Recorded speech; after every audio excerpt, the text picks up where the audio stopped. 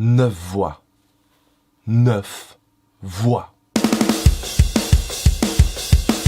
Bonjour, bonsoir à tous. Alors, est-ce que vous avez passé un bon week-end? Perso, c'était plutôt cool. La flamme de l'espoir d'une motion de censure était encore présente, ainsi que l'idée d'une dissolution de l'Assemblée, donnant ce goût sucré de démocratie qui fait le sel de la vie. Mais comme tous les week-ends, lundi, gueule de bois. Et oui, vous n'êtes pas sans savoir, mais ça y est, c'est officiel. Après les batailles parlementaires, les millions de Français et Françaises mobilisés, ainsi que l'ultime espoir de la motion de censure transpartisane, ce jeudi 20 mars, le verdict est tombé. Avec 278 voix pour la mention de l'IOT sur les 287 nécessaires, la réforme des retraites est officiellement adoptée et entrera en vigueur à partir du 1er décembre 2023. 9 voix. Mais bon c'est la vie parfois faut savoir s'avouer vaincu, la réforme est passée, les votes ont été faits, faut savoir passer à autre chose. C'est fait, c'est fini.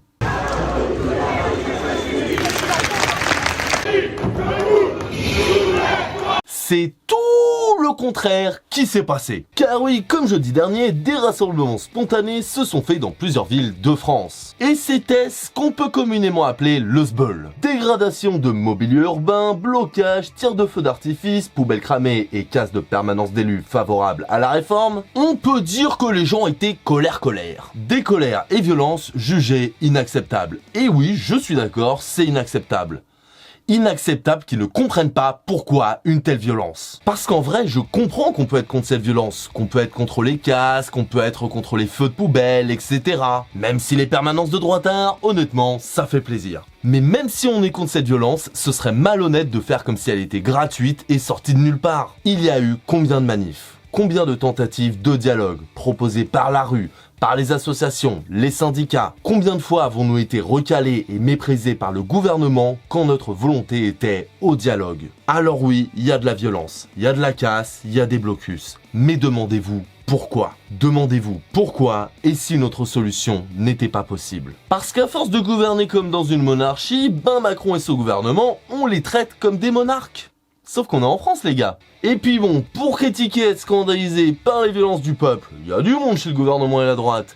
Mais pour critiquer les violences policières, alors là, il n'y a plus personne. Car oui, suite aux manifestations de lundi, plusieurs cas de violences policières ont été recensés. Et pas qu'un peu. Coups de matraque, coups de poing, lacrymo, dont une sur la tête d'un manifestant, et même des NAS, une technique d'encerclement des manifestants jugée illégale par le Conseil d'État, mais dont les effets sont plus que concrets. Quoi comme effet? Mais 3 fois rien. Juste attiser les tensions entre les forces de l'ordre et manifestants, donner un sentiment d'oppression et de danger pour les personnes nassées, augmentant donc significativement le risque de violence. Et c'est logique, c'est comme un animal sauvage. Si tu lui donnes une occasion de s'enfuir, il s'enfuit.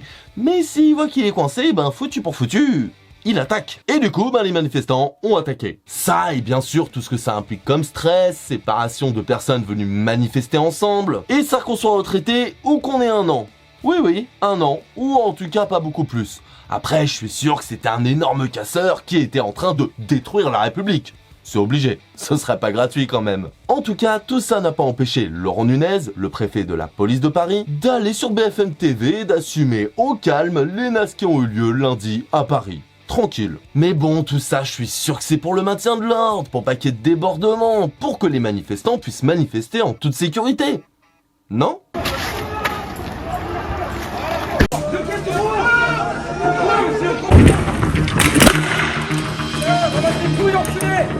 Ah non. Mais bon, après, je suis sûr qu'il y en a qui vont me dire que oui, les policiers ils font leur travail, c'est les manifestants qui ont commencé, faut bien qu'ils se défendent, et puis moi je suce Darmanin tous les soirs. Alors pour se défendre, ok, mais à la base, c'est pas à ça que ça sert leur grosse armure de World of Warcraft? Ou c'est juste pour tabasser du gréviste? Et puis bon, aux dernières nouvelles, la police est censée servir et protéger. Servir et protéger. Et moi, naïvement, je pensais que c'était du peuple qu'on parlait, pas du gouvernement. Et puis bon, faudra qu'on explique en quoi tabasser des gens, dont des pompiers, dont des infirmiers, infirmières, insulter un SDF après l'avoir tabassé bien évidemment, ou encore agresser sexuellement des jeunes femmes en les fouillant, en quoi ça les aide à se défendre ça, Après, j'avoue, ce qu'on peut pas reprocher aux forces de l'ordre, c'est de faire une distinction entre les personnes violentées.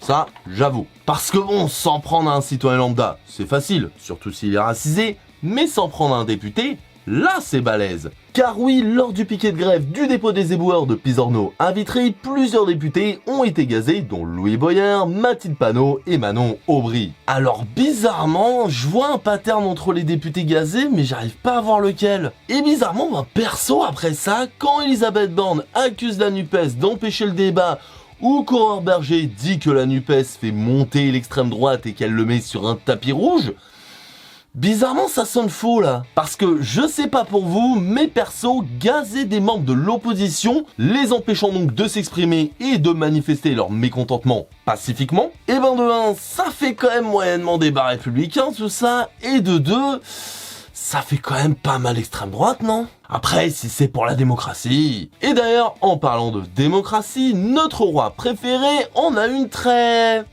personnel, dirons-nous. En effet, Emmanuel Macron a affirmé que la foule n'a pas de légitimité face au peuple qui s'exprime à travers ses élus. Quoi?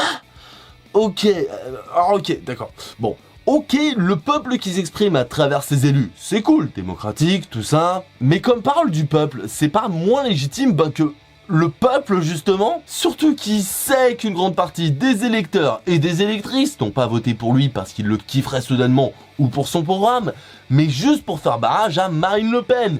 Il le sait, il l'a même dit. Je sais aussi que nombre de nos compatriotes ont voté ce jour pour moi, non pour soutenir les idées que je porte, mais pour faire barrage à celles de l'extrême droite. Mais attendez, en plus, c'est pas tout. À côté de ça, il a aussi dit exclure le remaniement, la dissolution de l'Assemblée ou quelconque référendum. La démocratie. Bon après, pour la dissolution, en vrai, je comprends. S'il le fait, il nous fera une Chirac, il va perdre, donc ouais, mauvais move. Mais bon, après un passage en force aussi abusif que cette retraite à base de 49.3, pour un gouvernement qui dit vouloir rétablir le dialogue social, retisser des liens démocratiques et tout, bah un petit référendum, une petite dissolution, tout ça, ça aurait été pas mal, non? Mais bon, après, pour sa défense, en ce moment, c'est vrai qu'il a d'autres choses à penser. Comme la nouvelle loi travail par exemple. Et oui, ce mardi 21 avril, il a été annoncé par Olivier Dussopt que le gouvernement préparait une nouvelle loi travail, une loi concernant l'emploi des seniors et les conditions de travail.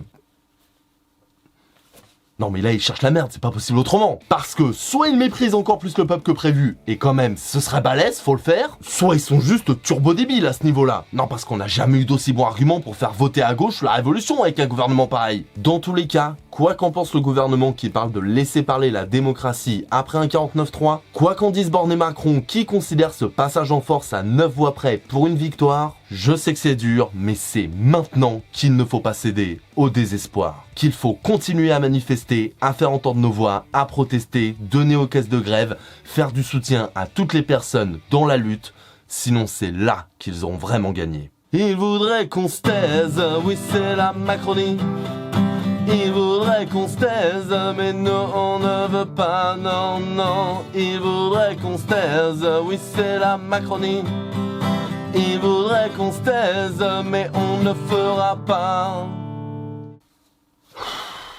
9 voix, putain. Mais sinon, tout va très bien. Alors maintenant, à savoir si la France est de droite ou de gauche, ben je sais pas, mais bizarrement, j'ai l'impression qu'entre le gouvernement et le peuple, on n'est pas du même bord. French Nation. Allez, salut. Tout va bien.